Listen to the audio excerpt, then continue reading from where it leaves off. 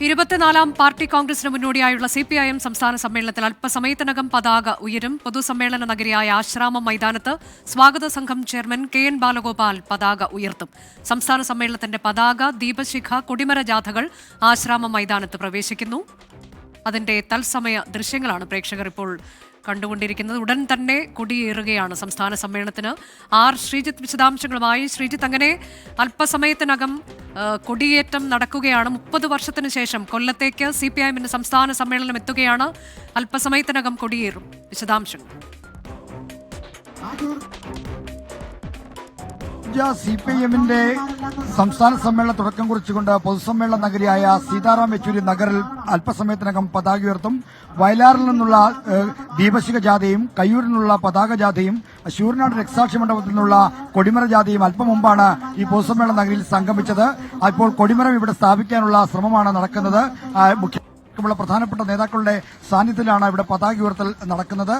CPIMന്റെ സംസ്ഥാന കമ്മിറ്റി അംഗങ്ങളും മറ്റ് പ്രധാനപ്പെട്ട ജില്ലയിലെ എല്ലാ നേതാക്കളും പ്രവർത്തകരും ഈ ചടങ്ങിന് സാക്ഷ്യം വഹിക്കാനായി എത്തിയിരിക്കുന്നു. നാളെ നടക്കുന്ന സംസ്ഥാന സമ്മേളനത്തിന്റെ പ്രതിസമ്മേളനത്തിന് തുടക്കം കുറിച്ചുകൊണ്ടാണ് ഇന്ന് ഈ കൊടിമരം ഇവിടെ സ്ഥാപിച്ച് പതാക ഉയർത്താൻ പോകുന്നത്. അത് CPIMന്റെ സമ്മേളന നടപടികളുടെ തുടക്കം കൂടിയാണ്, ഔപചാരികമായ തുടക്കമാണ്. അതിനുള്ള നടപടികളും മറ്റുമാണ് ഇവിടെ പുരോഗമിക്കുന്നത്. ഇപ്പോൾ ഈ കൊടിമരം ഇവിടെ സ്ഥാപിക്കാനുള്ള ശ്രമമാണ് നടത്തുന്നത്. അത് വലിയ ഭാരമുള്ള കൊടിമരമാണ്. അത് സ്ഥാപിക്കുന്ന ജോലികൾ കഴിഞ്ഞാലുടൻ തന്നെ പതാക ഉയർത്തൽ നടക്കും. മുഖ്യമന്ത്രി പിണറായി വിജയൻ, പോളിറ്റ് ബ്യൂറോ അംഗമായ MA ബേബി, CPIMന്റെ സംസ്ഥാന സെക്രട്ടറി MV ഗോവിന്ദൻ, കമ്മിറ്റി അംഗങ്ങളായ Elamaram Kareem, PK Shrimati, KN Balagopal, P Rajeev, PK Biju തുടങ്ങിയ പ്രധാനപ്പെട്ട അടക്കമുള്ള നേതാക്കൾ ഇവിടെയുണ്ട്.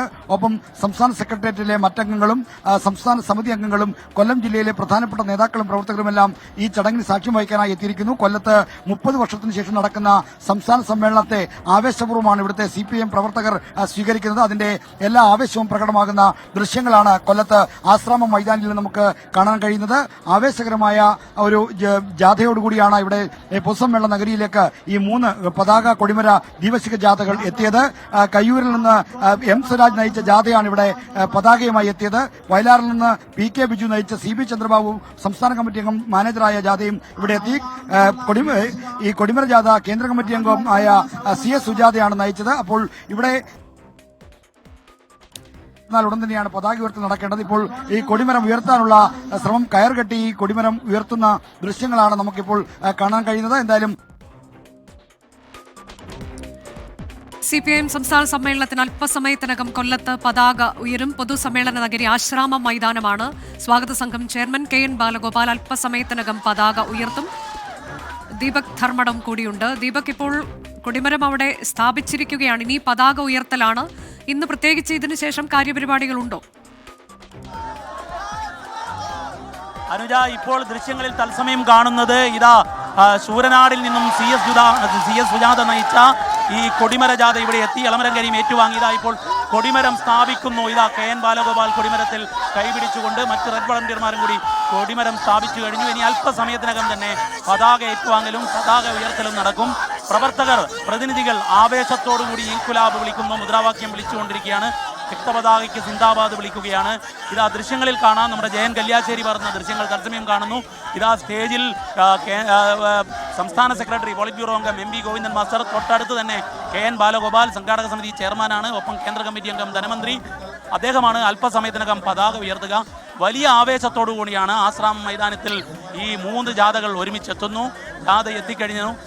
മുതിർന്ന നേതാക്കൾ എല്ലാവരും തന്നെ, പോളിറ്റ് ബ്യൂറോ അംഗങ്ങൾ, മുഖ്യമന്ത്രി പിണറായി വിജയൻ, അതുപോലെ തന്നെ MA ബേബി, മിക്കവാറും നേതാക്കളെല്ലാം തന്നെ എത്തിയിട്ടുണ്ട്.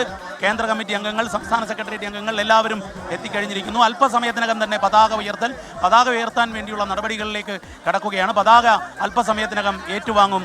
അനുജ, അല്പസമയത്തിനകം പതാക ഉയർത്തൽ ചടങ്ങാണ് നടക്കാൻ പോകുന്നത്. 30 വർഷത്തിന് ശേഷം കൊല്ലത്തേക്ക് 1995 അവസാനം സംസ്ഥാന സമ്മേളനം കൊല്ലം ജില്ലയിൽ നടന്നത്. ഇപ്പോൾ 30 വർഷത്തിന് ശേഷം വീണ്ടും കൊല്ലത്തേക്ക് CPIM സംസ്ഥാന സമ്മേളനം എത്തുമ്പോൾ ഒരു തുടർ ഭരണം എന്നുള്ളതിലേക്ക് മൂന്നാം തവണയും തുടർഭരണം എന്ന തരത്തിലേക്ക് ഉള്ള രൂപരേഖകൾ ഉൾപ്പെടെ തയ്യാറാക്കുക, അത് ഒരു പ്രധാനപ്പെട്ട അജണ്ടയായി മുന്നിൽ കണ്ടുകൊണ്ടുള്ള ചർച്ചകളിലേക്ക്, രേഖകൾ തയ്യാറാക്കലിലേക്ക്, നവകേരളം എന്നുള്ളത് ഏറ്റവും പ്രധാനപ്പെട്ട അജണ്ടയായി കണ്ടുകൊണ്ട് അതെല്ലാമാണ് ഇത്തവണത്തെ സംസ്ഥാന സമ്മേളനത്തിന്റെ ഏറ്റവും പ്രധാനപ്പെട്ട വിഷയങ്ങളായി മാറുക. ഒപ്പം തന്നെ പ്രായപരിധി ഇളവുമായി ബന്ധപ്പെട്ട് ഇന്നൊക്കെ പ്രധാനപ്പെട്ട നേതാക്കളുടെ പ്രതികരണങ്ങൾ വന്നിട്ടുണ്ട്. അത് ഓരോ സംസ്ഥാനങ്ങൾക്ക് തീരുമാനിക്കാമെന്ന് പൊളിറ്റ് ബ്യൂറോ.